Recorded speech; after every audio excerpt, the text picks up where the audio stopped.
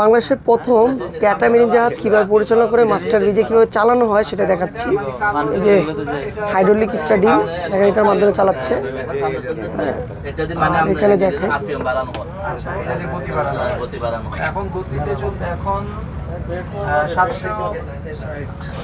আর এটা হচ্ছে আপনার জিপিএস, এটা হচ্ছে ইকো সাউন্ডার।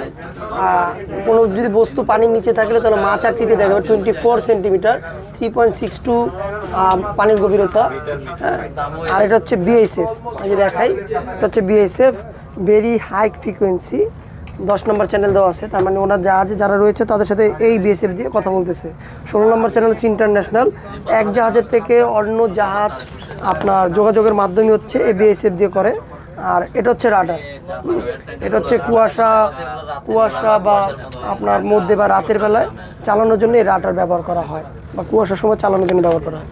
আর যেহেতু এটা দুইটি ইঞ্জিন, আপনার ওই দুইটি ইঞ্জিন নিয়ন্ত্রণ করা হচ্ছে, স্পিড নিয়ন্ত্রণ রয়েছে। যেহেতু আমরা টেলিগ্রাফের মাধ্যমে ইঞ্জিনের নিয়ন্ত্রণ করতে, বাট ওটা হচ্ছে আপনার ওটাকে কি বলে, থ্রটেল বলে, থ্রটেলের মাধ্যমে আপনার ইঞ্জিন। আর এটা হচ্ছে বাইনকুলার, হ্যাঁ, এটার মাধ্যমে হচ্ছে দূরের কোনো বস্তুকে সামনে দেখার জন্যই আপনার এই বাইনকুলারটি ব্যবহার করা হয়।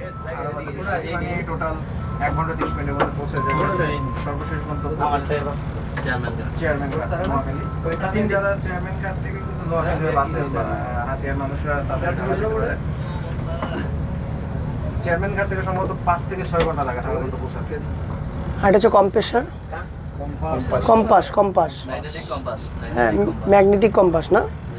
এটা হচ্ছে বিশেষ করে যদি নেটওয়ার্ক না পায় দিক নিয়ন্ত্রণ করে, আপনার উত্তর, দক্ষিণ, পূর্ব, পশ্চিম, হ্যাঁ, দিক নির্দেশনা দেয়।